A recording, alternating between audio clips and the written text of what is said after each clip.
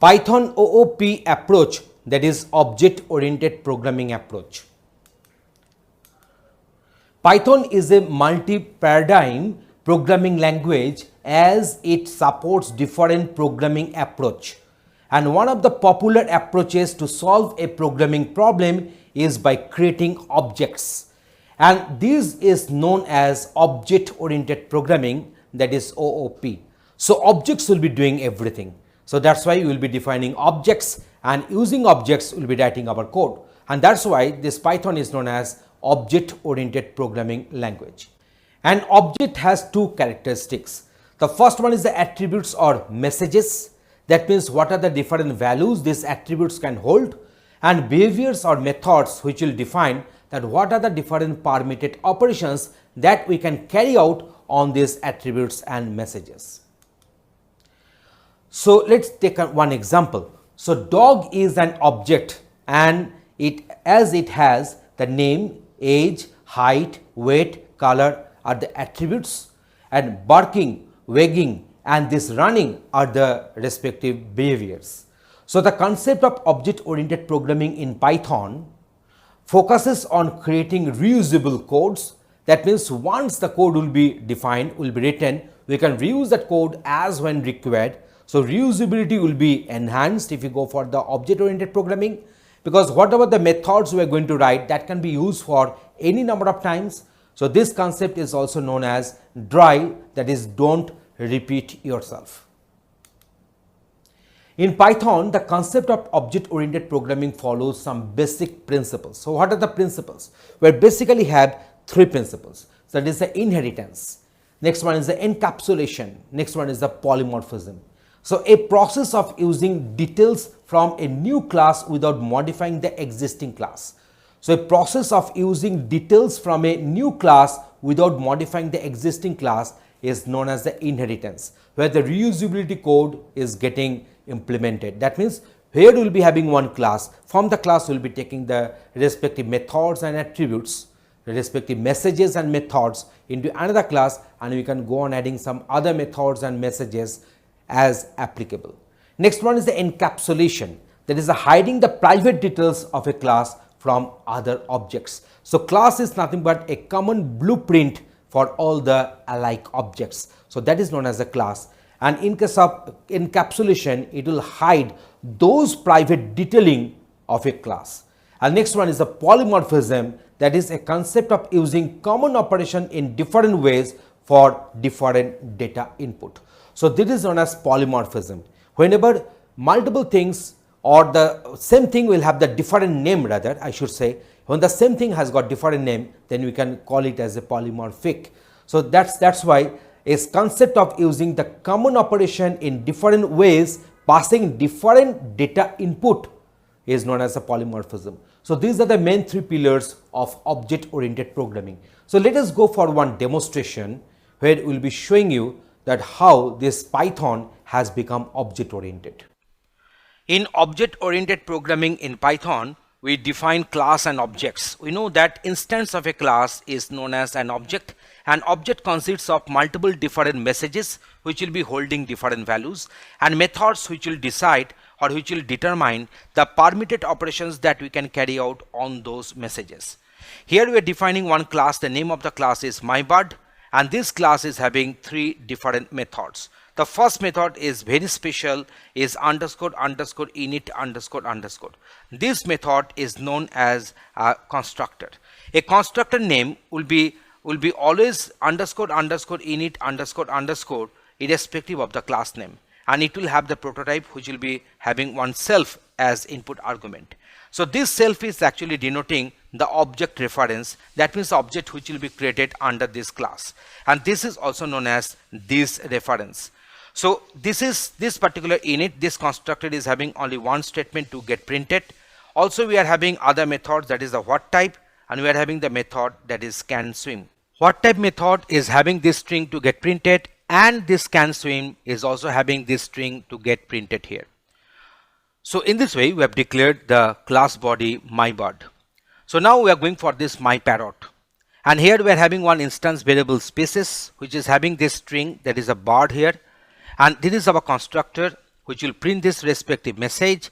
And here we are defining two instance variables separately extra. One is name and age, which will get initialized with these input parameters.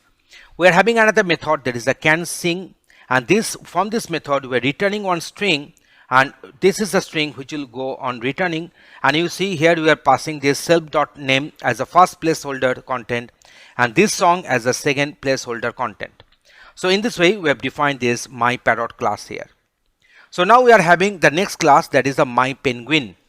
This myPenguin is inheriting the class myBird. You can easily recall that this myBird was a class, and if you go on executing you can find that it is having no method has been called from this myBird class. So that's why it is producing no output, only the mere declaration we are having. And now we are having this myParrot, and this myParrot I have executed, so no error has been observed. Now this is myPenguin. This is one class which is inheriting properties from myBird. So myBird properties means these properties will get inherited. We should know that whenever we are having one method or one message preceded by the underscore means it is a private, under the private, and double underscore means it is strictly private. Private members cannot be accessed from outside of the class. So this is myPenguin, which is inheriting myBird class, and it is having the respective constructor here, and which is calling the base class constructor. The base class means the myBird. myBird constructor can only be called using super dot underscore underscore init underscore underscore method. That means we are calling the base class constructor.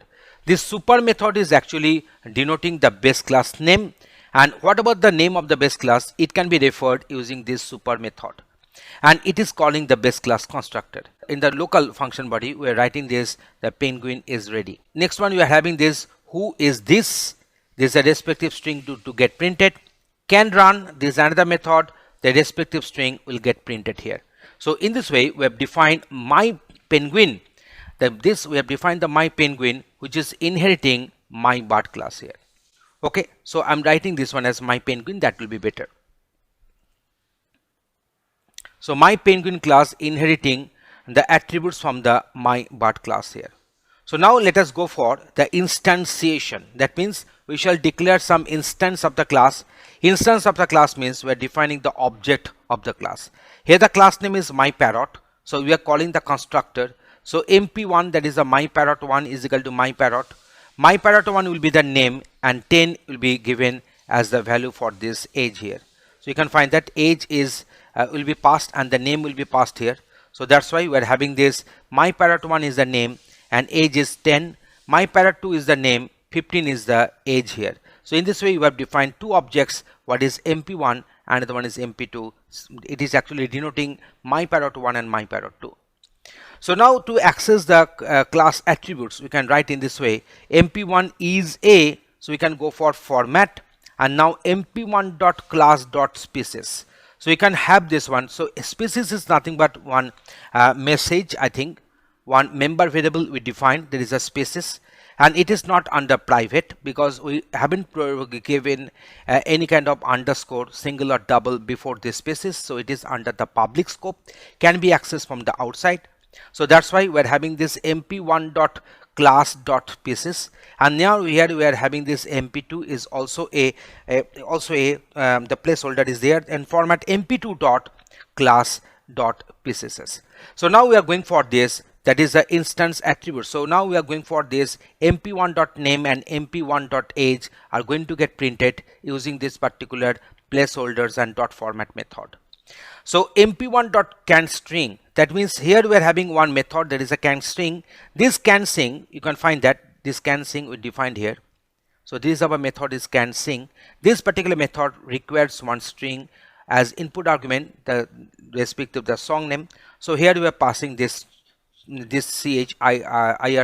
So that is the canSing is taking this particular string as input argument, and now we're having this. So now let me go for the execution for the better clarity. You can find that.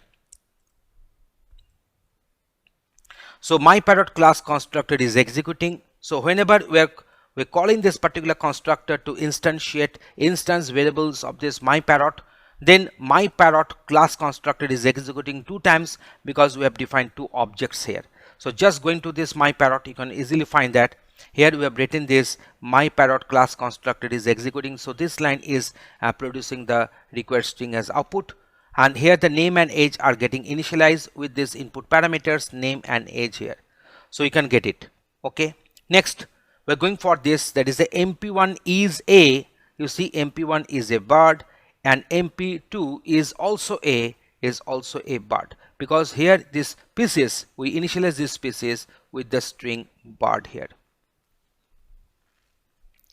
Okay, now we are printing this mp1.name and mp1.age, and it is giving the value as, so my parrot 1 is 10 years of age, and my parrot 2 is 15 years of age. So here mp1.name is getting my parrot 1, we give that name, and age we have passed as 10, so they are getting printed, and in this case mp2.name is getting instantiated with this my parrot 2, and mp2.age is getting instantiated with this 15, so accordingly we are getting the required outcome.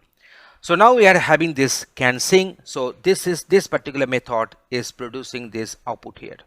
So here you can find that here we are going to have our output, that is my parrot 1 can sing chirp, and here you see we have passed this particular string chirp, that is a chirp here. So this particular string is getting printed here, because if you go to this can sing method, you can easily find that here we wrote this one, that is the respective name can sing this song. Here this song has got initialized with the string chirp here. Okay, now we are going for the another one. So we are going to define one object under the class my penguin. So now this is our class my penguin. It has got the method, that is a who is this and can run. These are respective strings are going to get printed using the print function. So pg1 dot who is this, pg1 dot can swim, and pg1 dot can run here. So you can find that this particular class my penguin is having the instance functions, that is our who is this and can run. This my bird were already defined here. It is having the method what type and can swim. So as a result of that, this my penguin is inheriting my part. So as a result of that, my birds defined the methods, the defined methods has got inherited into my penguin, so they can be accessed. So here we have used this pg1 dot can swim and pg1 dot can run here. You can easily find that in bird we are having this can swim, and in penguin we are having this can run, but from the my penguin object I can access both can run and can swim exactly. So now you can find this one. So if I execute, then penguin is ready. This particular message is getting printed from the constructor. So here we are having the constructor, here we have written this penguin is ready, and now we are having this I can swim, I can run faster. This I can swim, I can run faster has come from this can run, which is defined within this my penguin class, but as it is inheriting my bird class, so from the my bird I can swim, that is I can swim, this particular message is getting printed as we call this can swim method. So I think from this particular example you are getting this idea how to define one class, how to define one object, what is inheritance, and when the inheritance is taking place, then how to access the base class members from the derived class objects. So I think you are getting this idea. This is the required output we are going to get printed. So now let us go for another part. So here we are defining one class, that is a personal computer, to show you that what is data encapsulation. In case of data encapsulation, the member variables and the member functions will get encapsulated within the class. So init, as I discussed earlier, that init is nothing but one constructor. Here this max computer price is nothing but one instance variable which has got initialized with the value 20,000. We're having another method, that is the my cell. We're having the method set max computer price. So you can find that these are respective bodies are there, and set max computer price is taking this price as input parameter, and that price is instantiating or initializing max computer price, that is the instance variable. And against this personal computer class we have defined one object. The name of the object is pc.mycell. So this method is going to get executed. pc.maxComputerPrice, we have just updated that one using 30,000 here. So pc.mycell, you see the respective method will get printed. And set max computer price, again we're calling this set max computer price method, passing this price as input argument, input parameter, which will initialize this max computer price instance variable. So again, if you go on printing my cell, then obviously I shall be getting this updated price here. So now let me go for the execution. You can find that selling price is 20,000. Initially the selling price will be 20,000 because max price within the constructor got initialized with 20,000.